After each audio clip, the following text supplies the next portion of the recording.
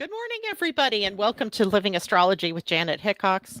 You would think I was a noob because I totally forgot to attach my mic and get ready to go this morning, and all of a sudden it was time to go live. That's what happens when you're off air for a week.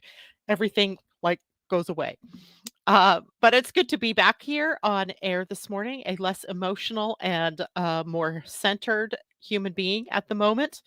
So today we have a lot to talk about, including the imminent new moon and Mercury retrograde. So I'm excited to be able to share all of that information with you today. But there's also a whole lot of other things going on that we can chat about. So today we're going to go through quite a bit of stuff. Good morning to those of you who are checking in with me. Tom, thank you for waiting. It was kind of funny because this headset that I'm wearing nowadays has a detachable microphone. So when I was traveling back and forth from my son's house after the baby was born, I had taken the mic off so it wouldn't get wrecked, put it in the little handy dandy, travel bag that comes with it. But I forgot to reattach it this morning. So all of a sudden it says showtime and I'm like, oh my God, where's my mic? So it took me an extra couple of minutes to come in, but here I am. Good morning, Pam Zaruba and Christine Buckingham. Amy D, it is good to see all of you with me this morning and anybody else back there that I don't see. So today we're going to be talking about several things, including the new moon in Sagittarius, which occurs tomorrow. And as well, we'll talk about Mercury retrograde, and we're going to talk about things like transits that are happening and a very important week in our human design that is inclusive of where the new moon will be. The sun and moon conjunction will occur at the same gate that this week is all about, which is called the Gate of Integrity. And then we'll also, if we have time, get to talk a little bit about the Sun square Neptune transit happening at the very end of the week. And no worries, if we don't get that far today on Friday's broadcast, I will talk about that because it doesn't occur until Saturday, at least Saturday in my time zone. So good morning to Joan Durchie and Nancy Ross and Jana. It's good to see you, Jana. And Amanda J, good morning to you as well. It is always nice to see new faces, Nancy. Thank you for joining us. Good morning. I'm unable to sign up for the astrology class on the 28th. Joan, maybe you could give me some clues as to what's going on when you try to do that. And by the way, because my life has been so chaotic over the last couple of weeks, I mean, more than I've even shared with anybody. I decided that it was in my best interest and in your best interest if I changed the astrology of 20 or Astro Design 2024 to December 28th, giving me a couple extra weeks to get the advertising out, which I hadn't even done before the baby was born. And okay, so I've got a couple of people. I've got like 15 people that just signed up. So I know the link works for some people. But let me see if I can send you girls, the link separately. Maybe it will work that way. I'm not sure.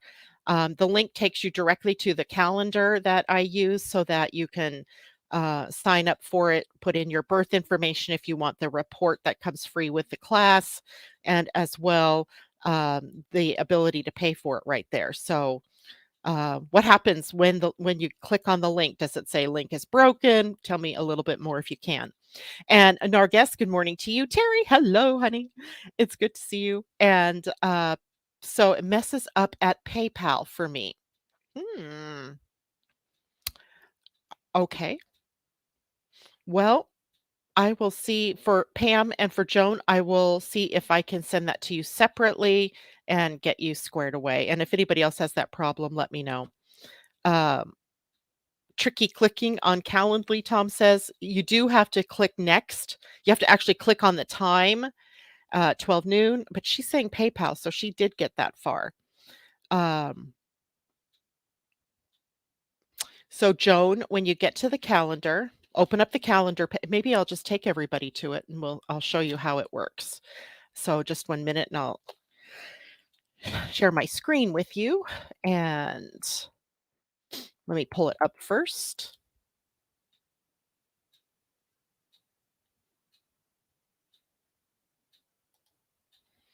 Okay, so now let me go back here to StreamYard and share. Ah, boom. Oh my, Calendly, there we go. Now you guys hopefully are seeing my screen. So when you click on Calendly, you're going to see this, right? It's going to show you the 28th, and you just need to click on the 28th and it'll open up the time. And the time, if you click on that, will say next. And when you go to next, you can enter in your details. So your name, your email address, those two things are very important. And then down here in this box, sharing your birth information if you want the 2024 astrology report. And then when you click on pay with PayPal, it's not going to let me do it since the PayPal belongs to me. Um, there we see you're logging into the account of the owner, so it's not going to let me do it. But when you guys click on PayPal, it should take you directly to PayPal, where you can check out with either PayPal or with your credit card. It depends on how you want to do that. And after that, you click end, and you should be out of that and scheduled. So let me see if I share my or stop sharing my screen. Um, do we have a change? Do we have to change the calendar? No, I signed you up for that date, Christine. There were 4 or 5 of you that had already signed up, so I just moved you over, so you don't need to do anything at all. And anyway, other problems, just talk to me personally. You can just email me at my regular email address if you have that, or Janet at living-astrology.com. And I can help you personally get through that. So I apologize for any trickiness. Wasn't my, yeah, Nancy says it was giving me an error, but I was able to sign up yesterday. So I'll have to check that out. I don't know what's going on there. It seemed so seamless when I did it. And when I had people test it. So, but it might be different browsers or things like that that can cause problems. So, anyway, we can deal with that personally. Okay, let's head into the astrology. Today, the moon is in Sagittarius, one of my favorite signs and placements for the moon, even though it fills me sometimes with this need to wander or to do things to be free. But because that is an influence of the moon in Sagittarius, it is a sign where our collective mood is impacted. So, collective meaning all of us around the world being impacted by this heightened sense of wanderlust. I love that word, wanderlust. And that is one of the things that I think I've been feeling myself. And we also have a desire for more adventure and intellectual exploration, which can also mean exploration in terms of looking for new ideas, looking for inspiration in different places, places that we don't normally go or where we don't normally seek the inspiration. So it is a time for us to be more optimistic. This is a sign that is ruled by Jupiter. And Jupiter is a planet that brings us to optimism, to growth and expansion, to seeing the bigger picture, like even the bigger, wider world of out there. So the influence of the moon in Sagittarius offers us up a possibility of seeing the positive and the optimistic in our outlook or in our world.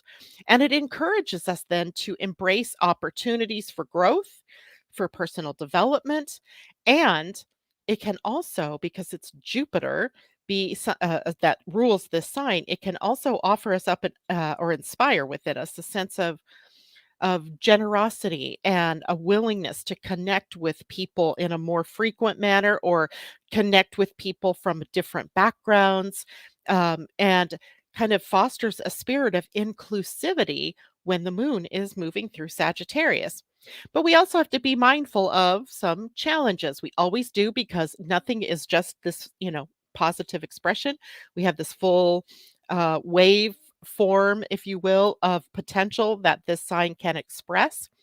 And one of the challenges of this time is that the moon here can be very restless feeling. and can be associated with our uh, going further than what we should, doing more than we should or that we can, committing ourselves to more, to bigger and better. And that leaves us open, of course, for the potential to not be able to do. To keep our commitments or to do what we said that we could do. So that is one of the things that we have to watch out for. And it isn't just the moon that's in Sagittarius, of course. We have the sun there, we have Mars in Sagittarius.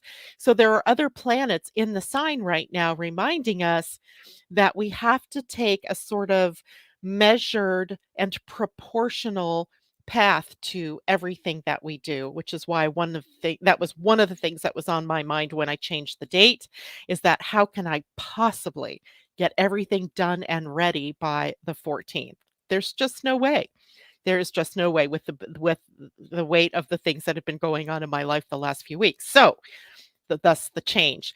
And we can't be afraid to make those changes either, right? Sometimes we have a tendency to bite off more than we can chew, especially when there are planets in Sagittarius. A lot of the fire signs, actually. So even Aries and Leo, there are potentials for us to take on more, right? To commit to more. So just be mindful of that. And also, there is this tendency to restlessness and boredom. Excuse me, a sort of impulsiveness that is associated with Sagittarius in the more negative side. And also sometimes a lack of paying attention to details because it sees the big picture. We have to almost force ourselves to pay attention to the details. The devil's in the details when you are focused on the big picture. So we have to be able to pay attention to both. And of course, balancing our adventurous spirit with our more practical side, right? We have to be able to do that. And with any fire sign, we have this potential for impulsivity. And that means then we need to watch out for the potential. We have to think about the potential consequences for any actions that we take, right? So be watchful of that for yourself. And also remember that Sagittarius is a sign of honest, open communication, which means that there are times when the moon in Sagittarius can create a situation where we're more blunt than usual, more to the point in our conversations with people. And it means that we can sometimes be harmful in the words that we say, using weapons or words as weapons or as swords, as opposed to creating a path to peace or being able to express ourselves, but without the tendency to hurt other people. So watch for that. It doesn't mean that everything that we say has to be, flowery and couched in words designed not to hurt someone. But it does mean that we might want to preface things that we have to say if we find ourselves in an open conversation with someone or a heart to heart with someone. We might need to say, look, my intention isn't to hurt your feelings, and this is what I have to say, and I'd love to hear what you have to say to that. So, right, we got to be a little bit more circumspect in how we use our words. Now, it is a great time for us to engage both in mental and physical expansion.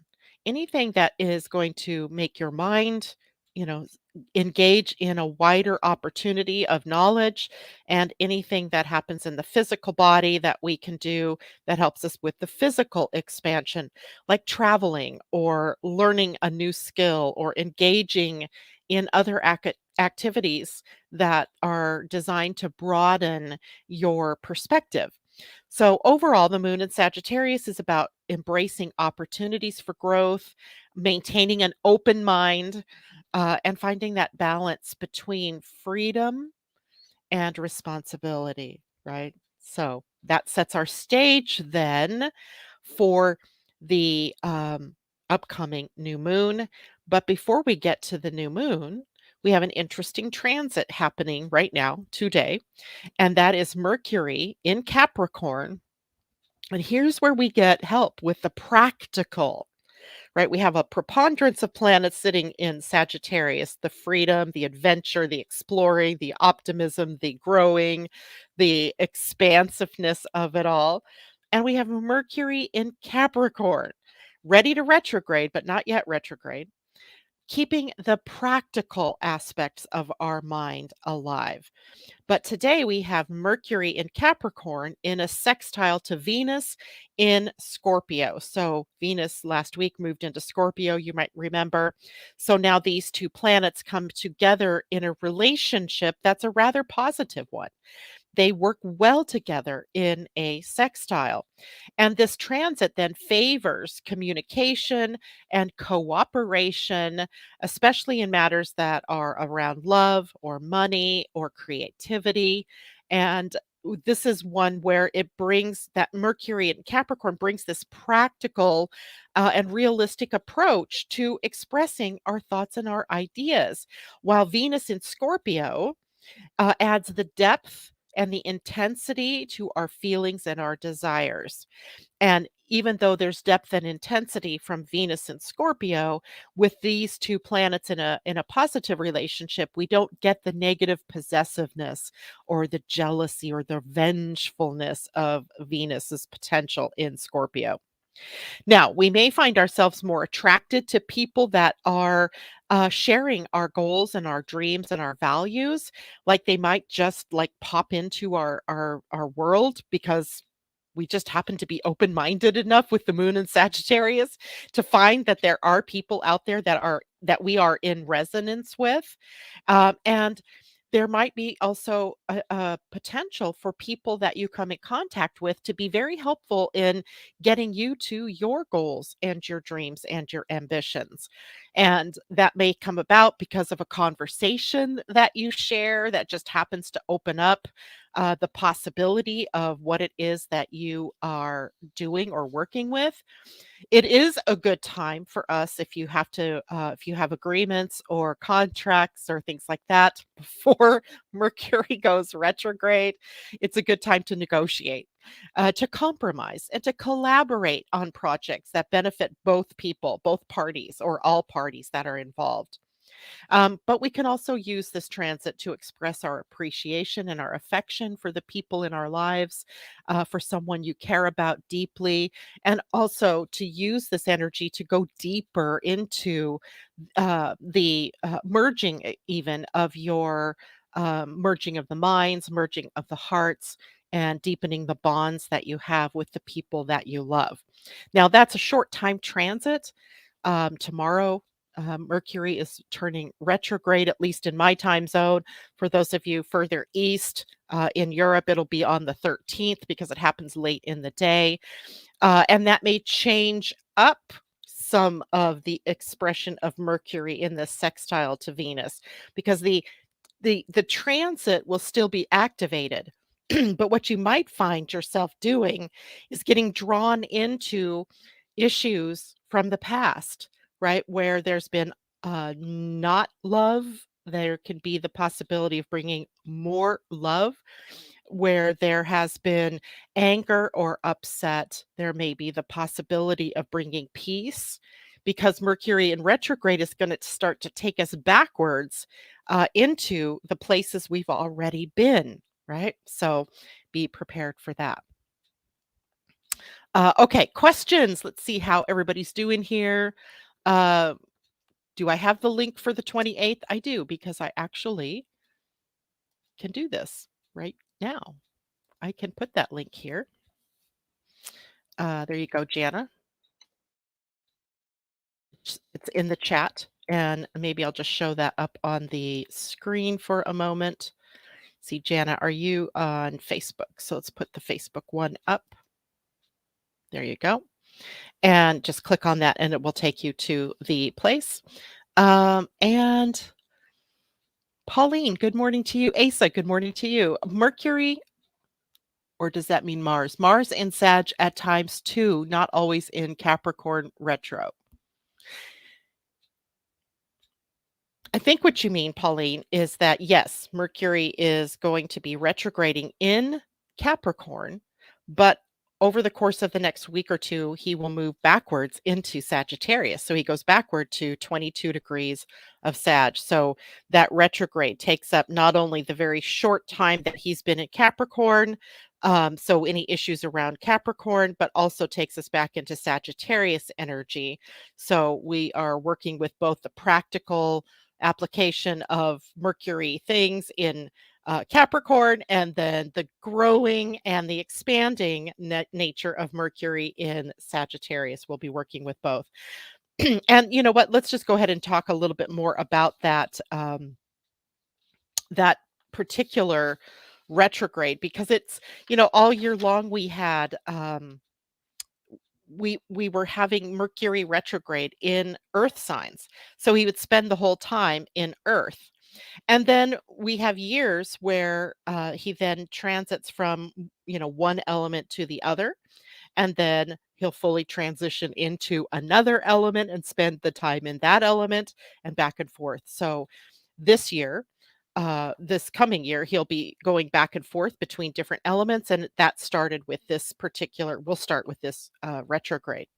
So, in astrology, when a planet is in retrograde, it appears to move backwards, although it's not, right? It doesn't start moving backwards. It's just we're a faster body we're a slower body and we move faster beyond that planet. There's the whole bunch of mechanical reasons why this happens. It's a phenomenon, right? It's not really something that's happening.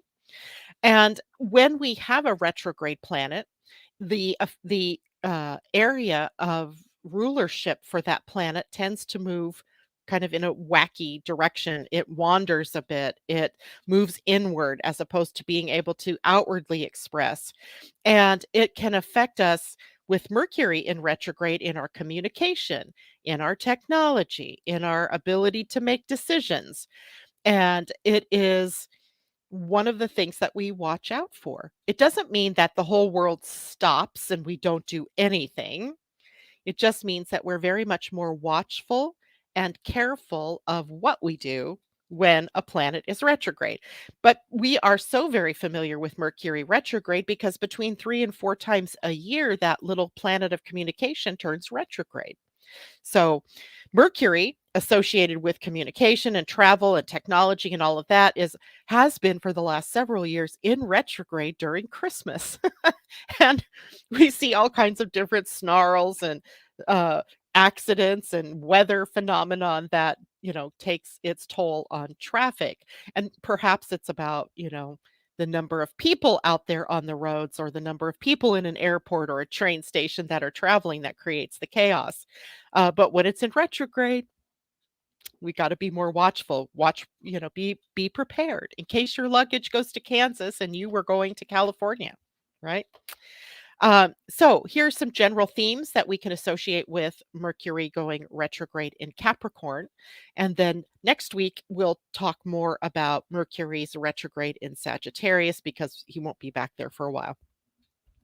So the communication challenges, that's number one on our minds: miscommunication, misunderstandings where, we intend to say something and it comes out a different way, or people interpret it differently. Like we think we said it just fine, and the other person's like, huh? Or gets insulted by what we say. And we might have difficulties in expressing our thoughts clearly. Note, if your own Mercury is retrograde, this is an opposite time for you. If in your natal chart you have Mercury in retrograde, the retrograde times smooth things out for you, and you operate in a more an easier way, let's say, than others who do not have Mercury retrograde by birth. So it is totally advisable that for the time that Mercury is in retrograde, that you are very clear in what you want to say. Be cautious in what you write, in what you say to people, because it can be easily misinterpreted. Now, because of Capricorn, our career and our ambition, our drive can also be impacted. The long-term goals that we that we have had or that we are thinking about enacting may come up for us.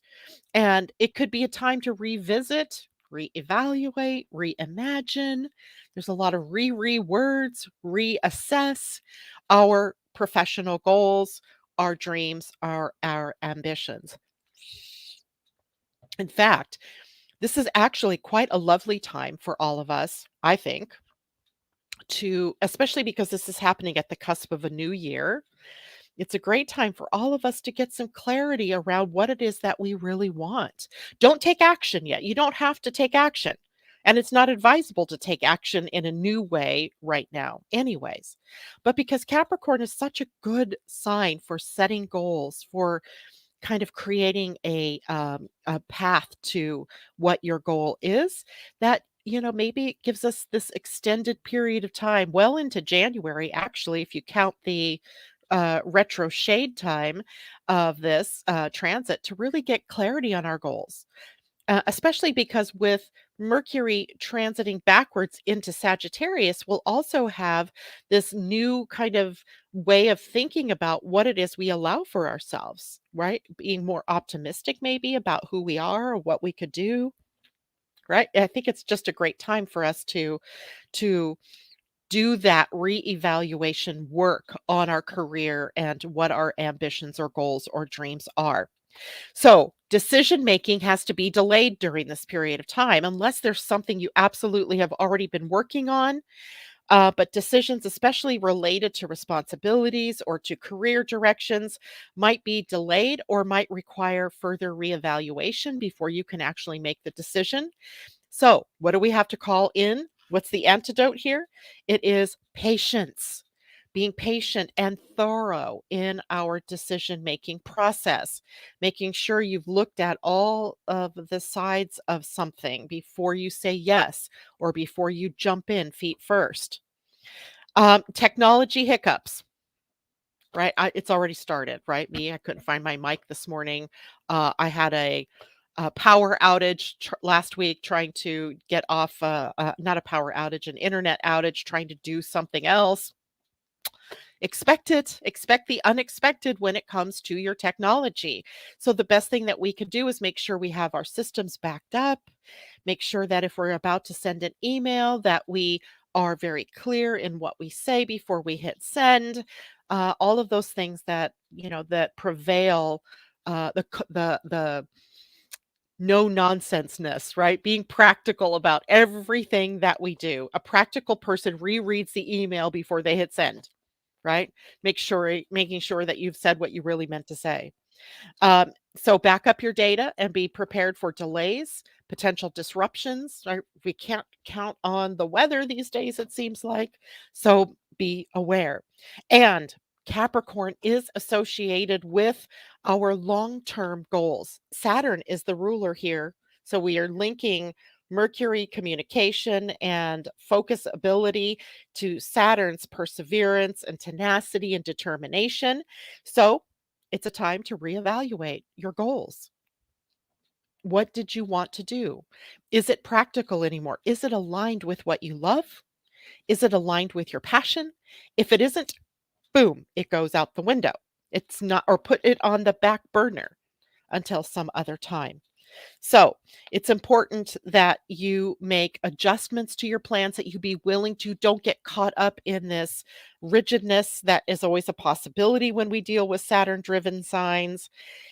We don't want to be rigid, but we also don't want to be too fluid, right? We want to be very calculating. That's an interesting word, right? Sometimes calculating is a more negative word, but here I would think calculating, is this right for me? Is this what I really want? Is this my truth? This week, the word might be, is this in integrity? Is this true to me? Is this authentic to me? Okay. So while some people may experience challenges during this period of time, especially, Mercury retrograde always brings it home personal to us, right?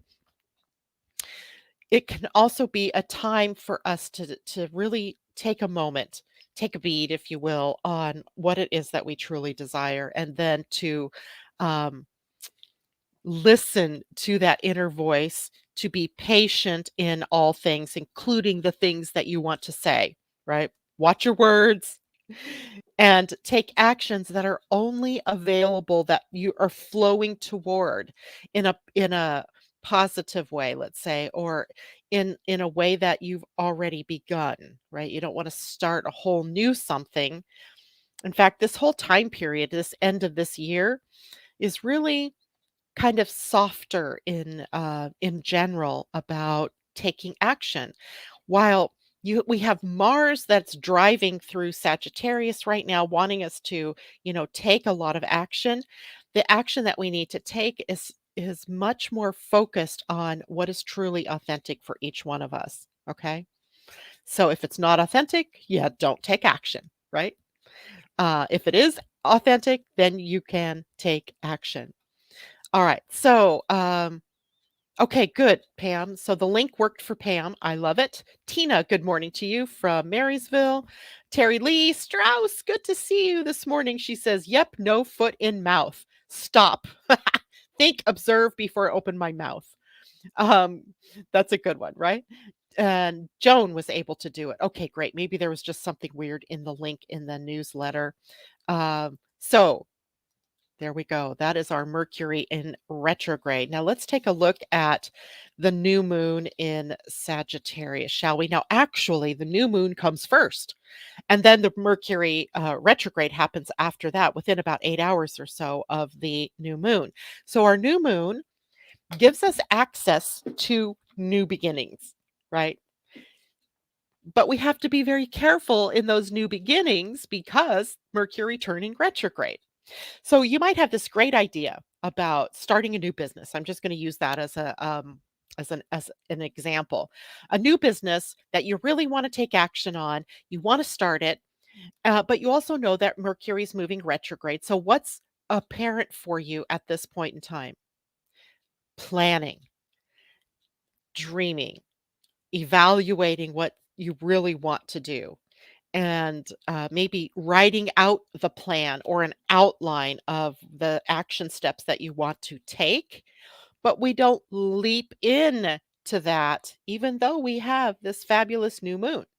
Okay, so you want to be circumspect about what you do in response to the pressures of the new moon, which are often like, let's get started, right? Especially a new moon in Sagittarius. Okay.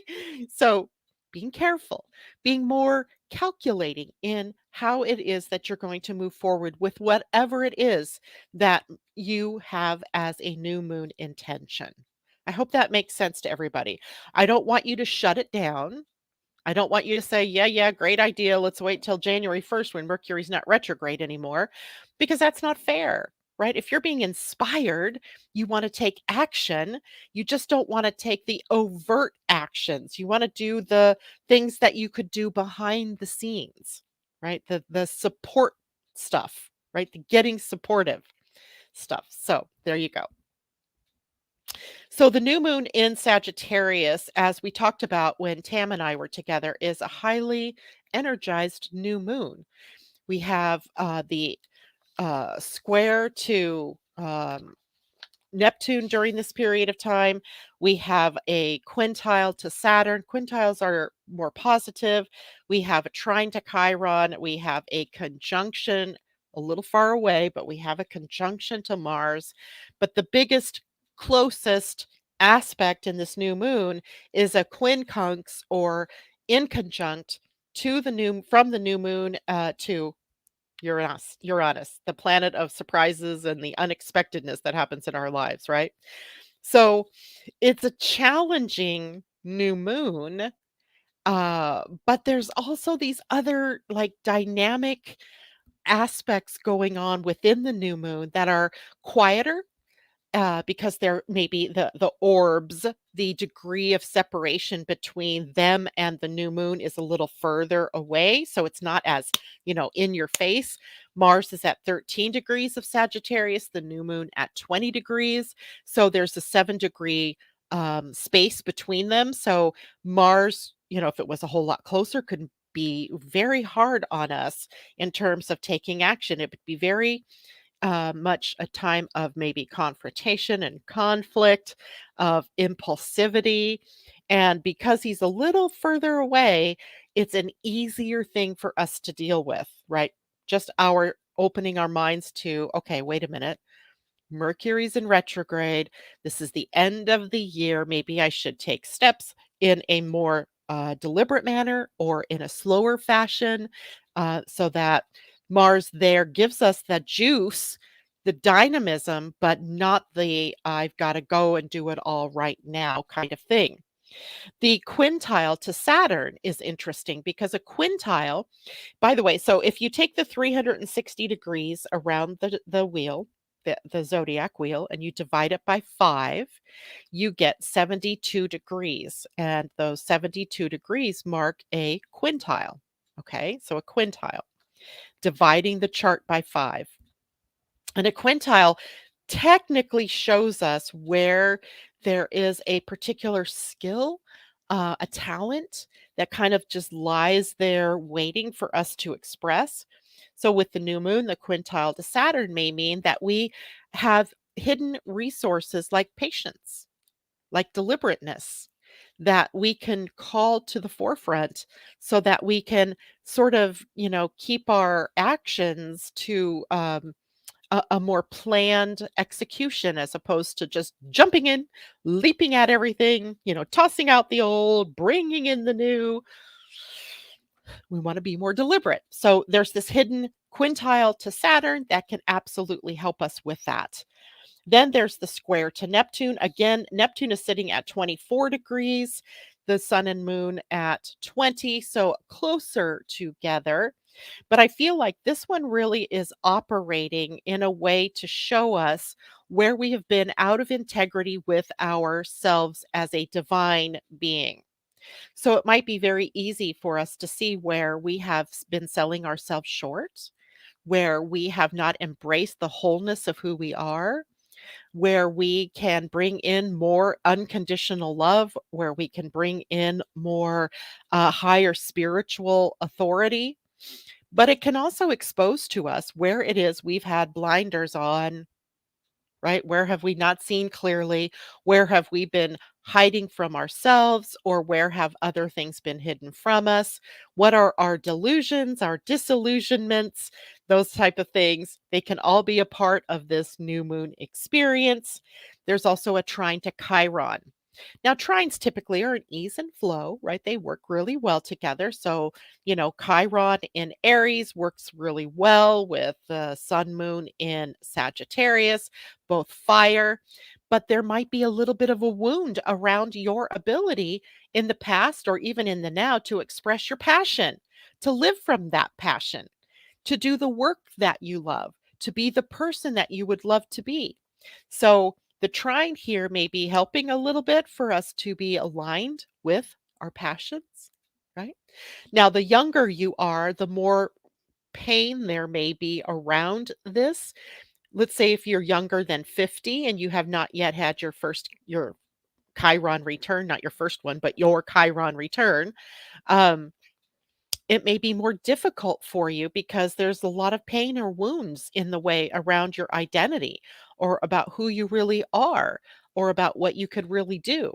For those of us who are over 50, we've already been through all of the wounding, and it is us that can probably help the people that are younger that are going through the wounding. So, those of us who've gained the wisdom chops are more essential in helping others, but also helping ourselves to bring our own dreams and our own passions to play during this period of time. And then there is the inconjunct to the inconjunct, also known as a quincunx, to or between the new moon and Uranus. So let's talk about that.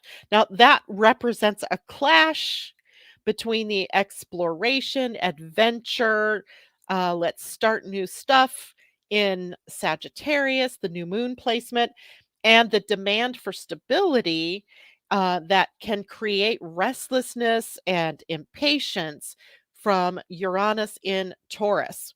Now, we may find ourselves torn between the urge to break free from what it is that's been holding us back and the necessity of maintaining our security or our firm foundation. And this tension can manifest, right? Tension is an energy, and it can manifest in the physical. And it can manifest with this kind of transit in unexpected changes, in surprises, in interruptions to your carefully laid plans. It happens. And likely going to be something that happens here. The net effect is it slows us down somewhat. It slows us down so that we can get back to what is really true for us. Now, this is also a time when we may yearn. I feel that yearning even within me for something exciting, but also that is kind of peppered with fear of the unknown. And it makes it that this huge potential for indecision in our lives. We don't know, right? We're torn between doing the exciting and the fun and the pleasurable and the new, and staying where we are and keeping our foundation safe, be playing it safe, right? We're torn between the two. And this is also a time when we have increased access to imagination and to creativity. We have a higher awareness of the bigger picture. Sagittarius, bigger picture. So we have to be willing to adjust. That is a net effect of an inconjunct or a quincunx. It is the aspect of adjustment, and it implies that we have to find a balance, a kind of a fine balance, one that isn't like hugely just static, but one that we may have to move and shake with. It calls for us to really integrate our intuition, right? Our knowing, our inner knowing, and to be flexible, but doing that while honoring our existing commitments and our obligations, right? We can't just like throw everything out while we decide we're, heading to greener pastures. So, we may be required as well during this new moon, and that takes it from new moon to next new moon. So a 30-day, 28.5 day period of time where we may have to adapt to unforeseen circumstances, to surprises. We might have to be open to solving problems in an unconventional, that's a Uranus word, in an unconventional way, thinking outside of the box, as it were. But this is also a time for breakthroughs, right? If you've been stuck, then the inconjunct can bring a breakthrough, but that breakthrough may cause you to have to adapt, to be flexible. And if you're someone that's been very stuck or very sure of where you thought you were and of sure of what you think you should do, then this may be more difficult for you, right? Because the energy will be about being flexible, not being staunch. Okay. So, to be successful during this new moon, it's going to be essential for us to embrace a spirit of adaptability and to remain open to innovative approaches, innovative solutions to our biggest problems. We're going to see this both collectively and individually, right? Even though, because the sun and the moon are personal planets, they affect us individually, but Uranus is a collective planet. So we're going to see where it is that we are stuck in our ruts, but where it is that we can apply, new and original or unique thinking and break the old patterns. We are also going to have to find creative ways to solve the dilemma that we might feel between that need for freedom and adventure, but also stability and security. Ultimately, this is going to bring us some personal growth and development, but we have to face those places where we have been too rigid, where we've been stuck in an old pattern, right? Time to break free from some of that and foster your own personal growth and expansion. No one's going to do it for you, right? You have to be able to do this for yourself. All right. So, the gift in this is our ability to be flexible and adaptable can open up new pathways that we only dreamed about, that we only hoped were there and possible for us. So bring it on, right? Bring it on. Okay, questions. How's everybody doing out there? Tina says, I was offered a job after 6 months of seeking and I'm not feeling it.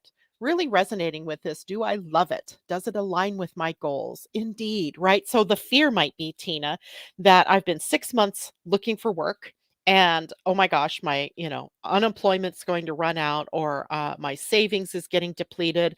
So I need to make a decision and jump on this bandwagon of get a job now, right? And there's no doubt that that is important, right? That is our basis for being able to live in this world, making money.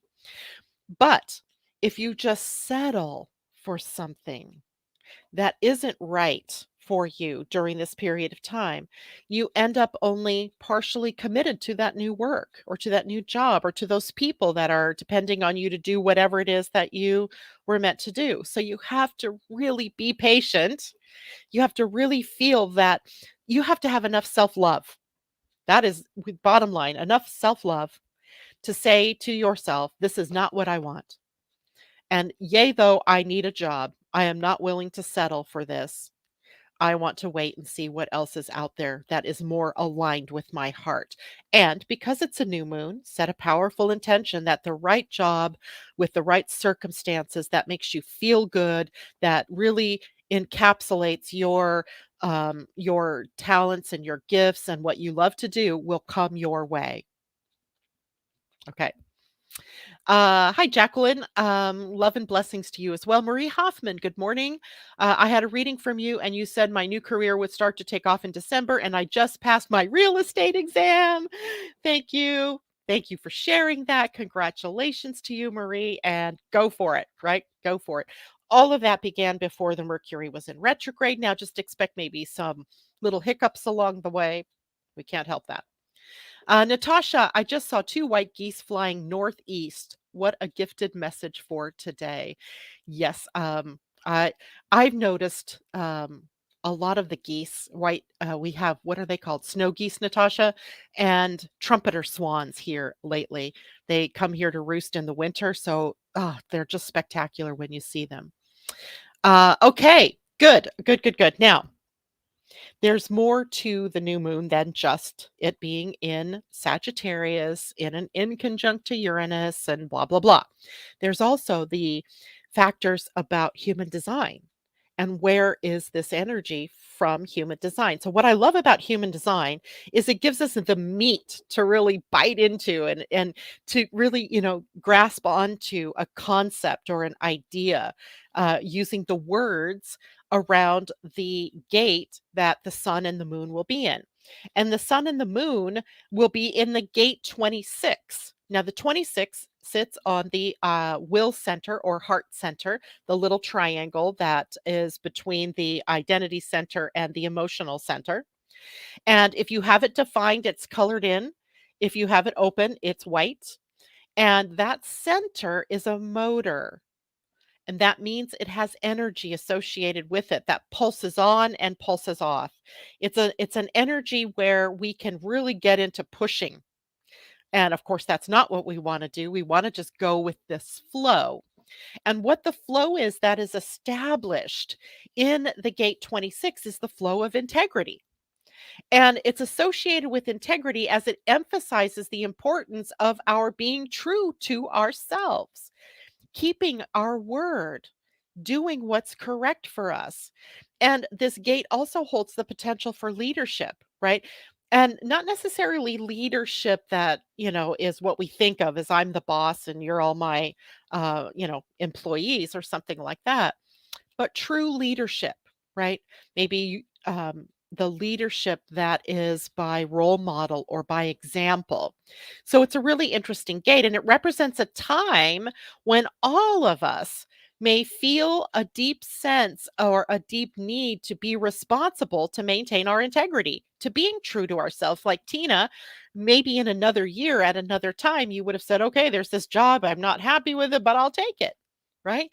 Not so right now, not so in this week, right? Every one of us is sort of, even if we don't have that gate defined in our chart natally, you suddenly have this gate defined.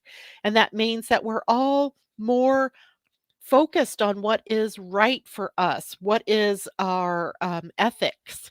I want to say morals. I that word just sticks in my craw, but moral principles. That is the code through which you live by. What is right for you, not dictated necessarily to you from outside of you, but the code that you hold within you. Your what's right for you. So there's a big focus with this new moon energy about standing firm in your own beliefs and your own living according to your own values, even in the face of challenges.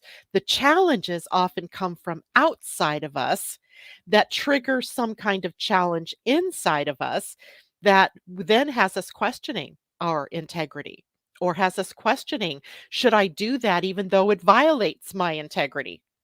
The answer is no. Don't violate your integrity. Do the things that are right for you.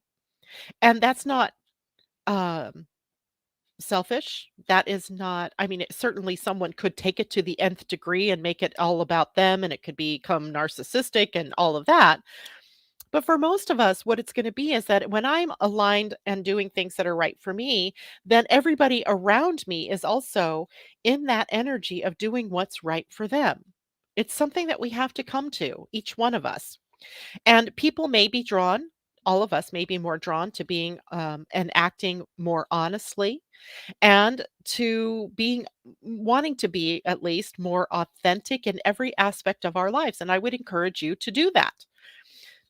The other concepts that come up this week is about truth or lies, right? Truth or lies, what's true? Um, Breaching our integrity in a week like this can bring on trauma. So it's very important that we stick with ourselves. And breaching your integrity, meaning um, doing something against what you know is right for you, can bring on feelings of isolation or loneliness, right? Feeling very lost and alone, powerlessness, right? Those are our fears, actually. Our fears that if I do this thing that I really want to do, that I'm going to be alone in it, that no one's going to support me in it, that I'm going to be isolated from everyone else. Um, don't succumb to that, right? And I want to define trauma through Karen Curry Parker. This is not my own words. This is Karen Curry Parker, because trauma, according to the definition in human design, is any event that causes us to question our lovability or our value. That's what trauma is. Any event that causes us to question our lovability and our value. And that is the trauma that occurs when we move outside of our integrity. Okay. Now, in any week, we have the sun. In this case, we have the sun and moon both at the gate 26, but we also have Earth where your feet are planted. And she's sitting at the gate 45, which is on the throat center, and it leads down toward the will center or heart center. And this gate is in traditional human design was called the gate of the king or the queen. In a quantum human design, we call it the gate of distribution. But this is the energy that symbolizes bringing people together for a common cause. It is suggesting that we have a week where we can, bring along some friends, create some connections to establish a point where everybody's living in their authenticity and in their own authority, but we come together synergistically to do something. Is it a project? Is it something we do at work? Is it something within the family? So it's encouraging each one of us this week to step up into our own leadership role, with a sense of fairness and with goodness of heart, right? The focus is about bringing people together for a shared vision, maybe, or a shared goal, something that we all want to do together. And then we can do this in a way that is in a synergy, in coming together with like minds that honors the integrity of all involved And this whole week then is characterized by that strong emphasis on integrity and leadership energy. And each one of us as individuals could be called to be held up to our own principles, to act authentically, to act within our own authority. And the energy also supports collective leadership, coming together, drawn together almost magnetically for a common purpose, and being responsible in that leadership to also be open to other points of view, but also to not sacrifice your integrity in order to be a part of the crowd, right? That's also something we don't want to do here. Um, all right.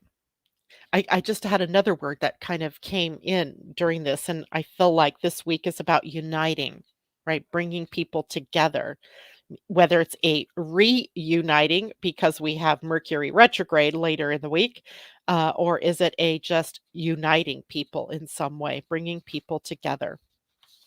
Woohoo! So it's a good week. Um, I'm not going to say it's without trials and tribulations because that would be kind of Pollyanna of me. But I think, every one of us has to ask the question, is this right for me? Does this work for me? And you can only do that when you're focused and facing your true north, right? What is right for you? What is the date of the new moon? Good question, Tina. It is on December 12th. Let me see. I've got my little chart here. The new moon is December 12th at 6:32 p.m. on the East Coast. That makes it 3:32 p.m. for those of us on the West Coast. And in Universal Time, that actually is on the 12th, still 23:32. So what's that, 11:32 at night? So the new moon occurring all on the 12th. All right. And Mercury retrograde, I also have that time that Mercury turns retrograde, and that it will be at 10:18 p.m. Nope, sorry. Mercury retrograde, there you are, at 11:01 p.m. West Coast time. So the West Coast has Mercury retrograde on the 12th. Everyone else from Mountain Time over all the way into Europe have it on the 13th. So you'll wake up the morning of the 13th to Mercury retrograde. I'll go to bed with Mercury retrograde. Yay! All right, let's draw a couple cards that can tell us about how to handle the week ahead. I wanted to draw a goddess card. I don't know. I thought that this morning when I was blow drying my hair. Goddesses, because I was listening to music by Karen Drucker, Drucker, Drucker. She has wonderful music about gratitude and love and joy. And when I'm needing a lift, she is what I put on, musically anyway. Okay, so now I'm drawing us a goddess card, and I got Persephone, inexperience. Interesting. In light of everything that we were talking about. Hold on, where's my book? Okay, Persephone. Remember, Persephone was kidnapped by Pluto and taken to the underworld. And her mother, Ceres, or Demeter, depending on which Greek or Roman myth you're looking at, was in such trauma over it that she gave up bringing the earth into greenness in the spring and was so depressed that the gods had to intervene. The gods, meaning Jupiter, Zeus, had to intervene and talk with Pluto about allowing her to come up to visit her mother half of the year. It's an interesting myth. So, this empowerment message, as she came out upright, she is the number 42, which is a 6, which is all about balance and harmony. And it says, sometimes not knowing is a great gift. Right now, the Greek goddess Persephone invites you into a state of open hearted learning. Discernment comes with experience. And at this moment, it's okay to admit you don't know or fully understand what is in front of you.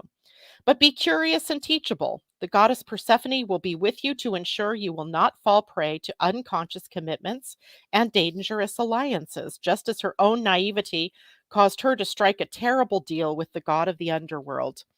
That said, every experience has value. No matter what choice you make right now, the consequences will have a lasting effect as you integrate your lessons and travel the road of destiny. So, Persephone in experience. And I also pulled out the Dreamweavers. I love this deck. And I love its art. It's kind of funky and different, colorful. And I just love the messages that we get in the Dreamweavers. And we get the message, if the river flows this way. It's card number 4. I don't think we've had this one. I don't think I've had this one either. If the river flows this way, and interesting artwork, right? Fish, hands, eyes. Okay. Card number 4 for the number of limits and boundaries. And it says the essential meaning is the importance of going with the flow, feeling the sense of being one with the currents of life, trusting you will never drown as your destiny wants you to go this way.